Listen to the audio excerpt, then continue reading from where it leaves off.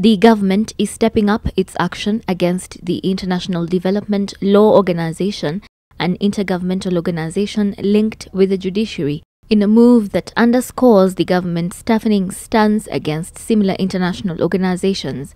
In a letter dated the 5th of October addressed to IDLO Director General Irene Khan and Professor Makau Mutua, the chairperson of its board of advisors, NGO Coordination Board Executive Director Fazul Mohamed ordered the immediate closure of the organization's offices in Nairobi and a halt to all its activities and operations in the country.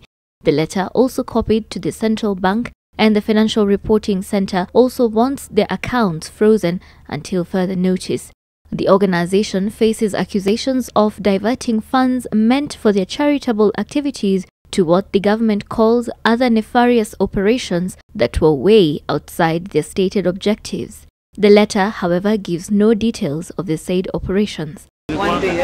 In September, IDLO lost its legal status in the country after the Ministry of Foreign Affairs revoked its privileges and immunities granted to the organization under a bilateral agreement. Cabinet Secretary Amina Mohamed wrote to IDLO's Director General on the 13th of September, informing her of the government's decision to suspend the agreement to set up office in Kenya. The government has also been lobbying 14 other countries that have ties with IDLO to terminate them. The government says that due to the organization's stated objective as a charitable organization, it now falls under the jurisdiction of the NGO Coordination Board and has to register afresh. IDLO has worked in a number of programs in the judiciary, especially around handling election disputes. Part of their activities in the country are in their quarterly report compiled between January and March of this year. The Office of a Chief Justice and Deputy Chief Justice are listed as some of the beneficiaries. The Office of a Chief Registrar of the Judiciary, the Judicial Service Commission, the National Council on Administration of Justice, Judiciary Training Institute, and the Family Division of the High Court have also benefited from their programs.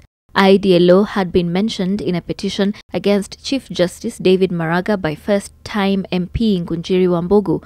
He claimed in his petition submitted to the JSC that IDLO, among other civil society groups, had, in the guise of providing technical and financial support to the judiciary, interfered with its independence in what he claims was a plot to oust President Kenyatta from the presidency using the judiciary. The MP later announced he would not be pursuing the matter further.